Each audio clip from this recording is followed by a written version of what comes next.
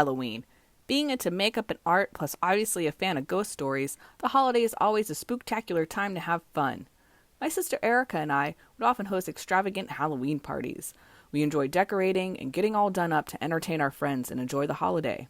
And one Halloween in particular, we got the fright of our lives. It was Halloween 2004. We were living at our childhood home with our parents and grandmother. They graciously allowed us to turn the basement into a kaleidoscope of spooky delights, and we proceeded to have a fantastic Halloween shindig. The hour was getting late, and all who remained from the party were just a couple of our friends. It was around 3 a.m., and we were still carrying on in the driveway in front of the garage door. At some point, I happened to look up and see what first appeared to be my grandma standing in the window. Embarrassed, I quickly looked away and pretended not to see her. Then our friend says, "Dude, your grandma's in the window and it looks like her eyes are black."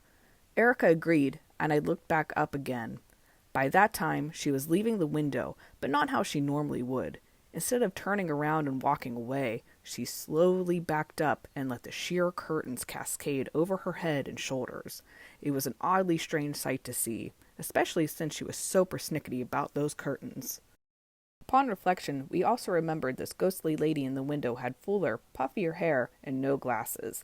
My grandma had thin hair and poor eyesight, so she always needed glasses to see. The thing that we found the most strange was that the entirety of her eyes appeared to be black when she, or whatever it was staring down at us. We all agreed it was weird, got the heebie-jeebies, and ran back into the basement.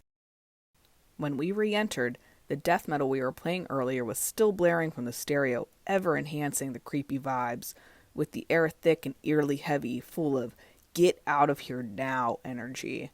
We immediately agreed, "Party's over, see you later," and went upstairs to bed. The next morning, Erica and I went downstairs to the kitchen where my mom was. She asked, "How was the party?" We replied, "Great, other than Grandma looking out of the living room window at 3 a.m. My mom responded, "Grandma told me she slept great last night and slept all night long." Well, my grandma had a penchant for truth-bending, so we started an investigation. Grandma was in the living room that morning, so Erica and I went over to her and communicated. "Listen, we aren't mad if you did, but we need to know. Did you look out of this window down at us around 3 a.m.? Graham replied, No, I did not. I slept through the night and got up around 6 a.m. Weird, yet acknowledged. However, to further confirm the strangeness, we had her stand in that same window as we went to the driveway and stood precisely where we were hanging out the night before. Sure enough, our grandma was taller than that window partition. The figure of the lady we saw the night before was noticeably shorter than that portion of the window.